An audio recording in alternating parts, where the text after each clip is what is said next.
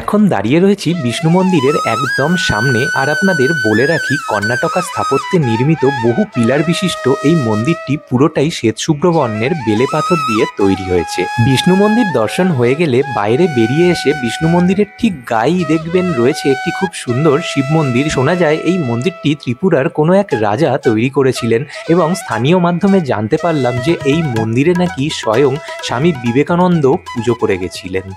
এই আনন্দনগরী কলকাতার বুকে ছড়িয়ে রয়েছে কতই না রত্ন। এরকমই একটি রত্ন তথা মন্দিরের সন্ধান দেবো আজকে এই ভিডিওর মাধ্যমে। তার আগে যারা প্রথমবার এই চ্যানেলে ভিডিও দেখছেন তাদের উদ্দেশ্যে ছোট্ট করে একটু আমি আমার পরিচয়টা দিতে চাইবো। নমস্কার, আমি সৌরভ, দ্য আননোন ডাইরেকশন চ্যানেলে আপনাদের প্রত্যেককে স্বাগত জানিয়ে টেম্পলস অফ বেঙ্গল সিরিজের আরও একটা নতুন ভিডিও শুরু করতে চলেছি। আর আমি এখন বর্তমানে দাঁড়িয়ে রয়েছি কালীঘাটের খুব কাছে মহীশূর উদ্যান বা মাইসোর গার্ডেনে। তো আজকের এই ভিডিওর মাধ্যমে আপনাদের এই জায়গার যাবতীয় তথ্য দেওয়ার চেষ্টা করব।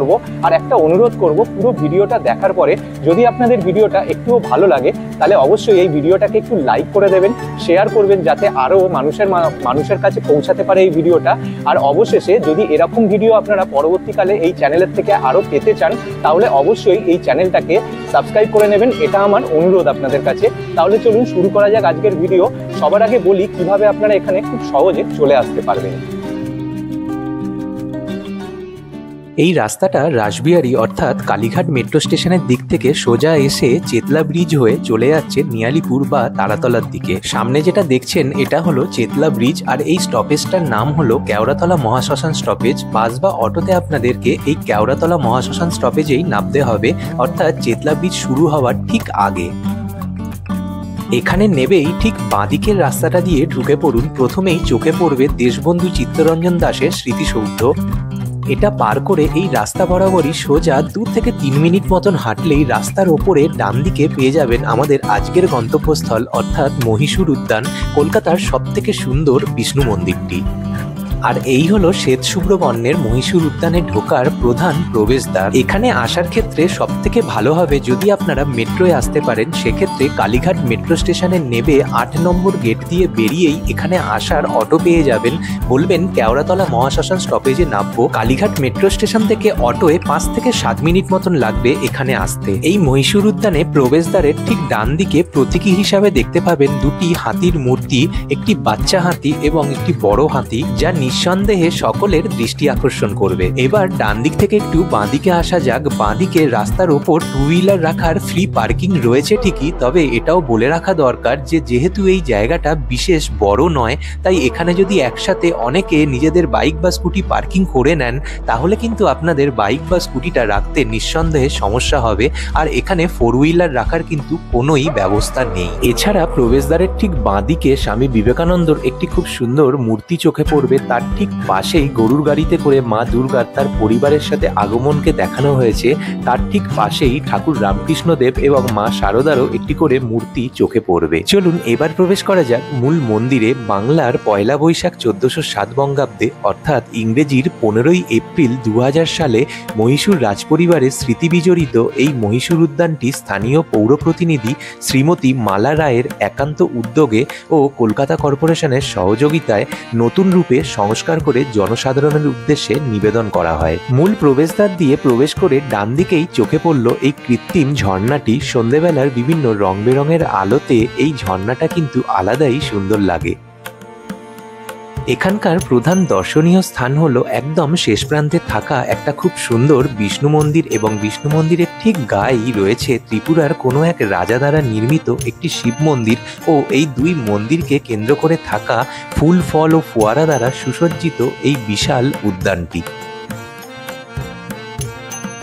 এই মন্দিরটি প্রতিদিন সকাল 6টা থেকে দুপুর 1টা অবধি এবং দুপুর 2টো থেকে রাত্রি 9টা অবধি খোলা থাকে। মাঝখানে 1 ঘন্টা বন্ধ রাখা হয়। মূল মন্দির দর্শন করার আগে এই উদ্যানটা একটু আপনাদেরকে ঘুরিয়ে দেখাই, আর তার সাথে সাথে এই মন্দির প্রতিষ্ঠার নেপথ্যে থাকা ইতিহাসটাও আপনাদের সাথে ভাগ করে নেব। এই বাগানের দুদিক দিয়ে রাস্তা চলে গেছে মূল মন্দিরে যাওয়ার, এবং বাগানের ঠিক মাঝ বরাবর রয়েছে একটি বিশালাকার ফোয়ারা। আর বাগানের চারধারের দেওয়ালে প্রাচীন কলকাতার বেশ কিছু নিদর্শনও তুলে ধরা হয়েছে। এবার আসা যাক এই মন্দির প্রতিষ্ঠার ইতিহাসে। সালটা 1894, যখন ভারতের গভর্নর জেনারেল লর্ড এলগিন কলকাতায় তার সাথে বিশেষ কোনো কাজে সাক্ষাৎ করতে আসেন মহীশূরের মহারাজা চামারাজেন্দ্র ওয়াদিয়ার। এই মহারাজা চামারাজেন্দ্র ওয়াদিয়ার মহীশূরের নারী শিক্ষা ও শিল্প প্রসারে বিশেষ অগ্রণী ভূমিকা পালন করেন এবং এছাড়া তিনি স্বামী বিবেকানন্দেরও বিশেষ বন্ধু ছিলেন। স্বামী বিবেকানন্দের শিকাগো যাত্রার খরচ বহনেও তিনি অনেকটাই সাহায্যও করেছিলেন। কলকাতায় থাকাকালীন ডিপথেরিয়া রোগে মারাত্মকভাবে আক্রান্ত হয়ে কলকাতাতেই দুর্ভাগ্যবশত মাত্র 33 বছর বয়সে তিনি দেহত্যাগ করেন। তখন তার দাহকার্যের জন্য কেওড়াতলা মহাশ্মশানের এই পাশের জায়গাটি কিনে নেওয়া হলো এবং রাতারাতি তৈরি করা হলো রাজঘাট ফুল ফলে সাজানো এই বাগানটি, এবং বাগানের অপর প্রান্তে তৈরি করা হলো বিষ্ণু মন্দিরটি। তখন পুরোটাই দেখভাল করতেন মহীশূরের রাজপরিবার। তারপর 80-র দশকে মহীশূর রাজপরিবারের তরফ থেকে এই উদ্যানের দায়িত্বভার তুলে দেওয়া হয় কলকাতা পৌরসভার হাতে। তখন এই উদ্যান চত্বরে সপরিবারে থাকতেন পুরোহিত, মালি, গঙ্গার পলি তোলার জন্য গঙ্গারাম, এবং তাদের মাইনে আসতো রাজপরিবারের থেকে। পরবর্তী সময় পুরোহিতের মৃত্যুর পর এই জায়গাটা সময়ের সাথে সাথে পরিত্যক্ত হয়ে পড়ে এবং পরবর্তীকালে এখানকার স্থানীয় পৌর প্রতিনিধি এবং কলকাতা পৌরসভার উদ্যোগে এই জায়গা পুনরুদ্ধারের কাজে হাত দেওয়া হয়। মুর্শিদাবাদ থেকে একদল বিশেষজ্ঞ কারিগর নিয়ে আসা হয়, যারা এই মন্দিরের পুরনো ছবি দেখে দেখে বহুদিনের প্রচেষ্টায় এই মন্দিরের গায়ে হারাতে বসা বিভিন্ন নকশা ও কারুকার্য পুনরুদ্ধার করতে সক্ষম হন এবং পরবর্তীকালে 15ই এপ্রিল 2000 সালে এই মন্দিরটি নতুন রূপে সংস্কার করে জনসাধারণের উদ্দেশ্যে নিবেদন করা হয়। এখন দাঁড়িয়ে রয়েছি বিষ্ণু মন্দিরের একদম সামনে, আর আপনাদের বলে রাখি কর্ণাটকা স্থাপত্যে নির্মিত বহু পিলার বিশিষ্ট এই মন্দিরটি পুরোটাই শ্বেতশুভ্র বর্ণের বেলে পাথর দিয়ে তৈরি হয়েছে। এই মন্দির প্রাঙ্গণে দাঁড়িয়ে আরও দুটি মন্দিরের চূড়া দেখতে পাবেন। একটি হলো দক্ষিণেশ্বর মন্দিরের আদলে তৈরি একটি শিব মন্দির এবং ঠিক তার পাশেই রয়েছে এখানকার বহু প্রাচীন কৃষ্ণকালী মন্দির। এই দুটি মন্দিরও দর্শন করব, তবে তার আগে এখানকার বিষ্ণু মন্দির ও শিব মন্দিরটি দর্শন করে নেব। শ্বেতশুভ্র এই বিষ্ণু মন্দিরের উপরের অংশে যদি তাকান তাহলে চোখে পড়বে অসংখ্য নকশা ও কারুকার্য এবং তার সাথে কোষ্ঠী পাথরের তৈরি ভগবান বিষ্ণুর বিভিন্ন অবতার ও বাহন গরুরের মূর্তিও দেখতে পাবেন। চলুন এবার যাওয়া যাক গর্ভগৃহের দিকে। গর্ভগৃহের ভিতরেও মন্দিরের বাইরের মতনই অসংখ্য সুন্দর সুন্দর নকশা ও কারুকার্য চোখে পড়ল। এছাড়া রয়েছে একটি সুন্দর ঝাড়বাতি, আর গর্ভগৃহের দুধারে কোষ্ঠী পাথরের তৈরি শ্রীকৃষ্ণের দুটো মূর্তিও চোখে পড়বে।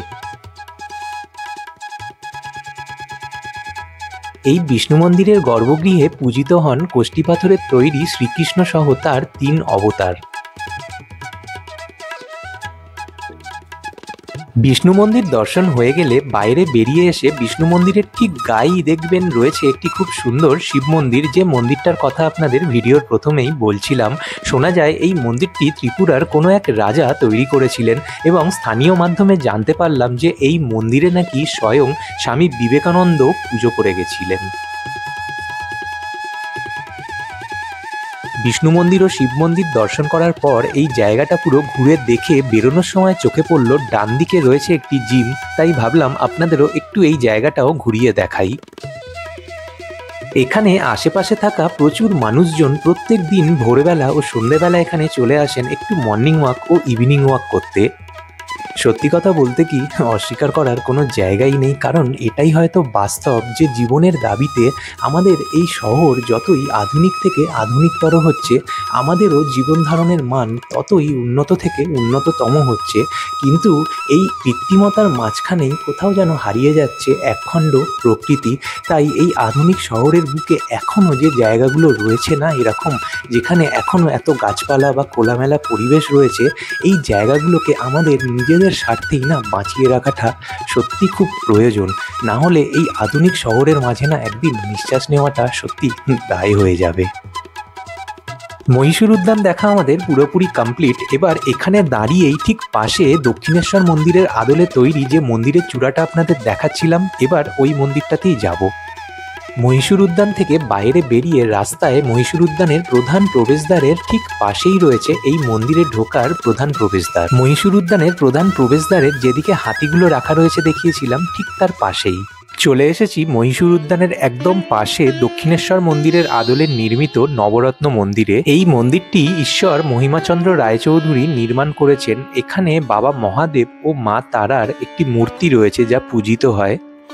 ইন্টারনেটে অনেক খোঁজাখুঁজির পরেও যখন এই মন্দিরের কোনো তথ্যই পেলাম না, তখন চেষ্টা করেছিলাম এখানকার স্থানীয় মাধ্যমে 2-3 জনের সাথে কথা বলে যদি কিছু জানতে পারি এই মন্দিরের ব্যাপারে।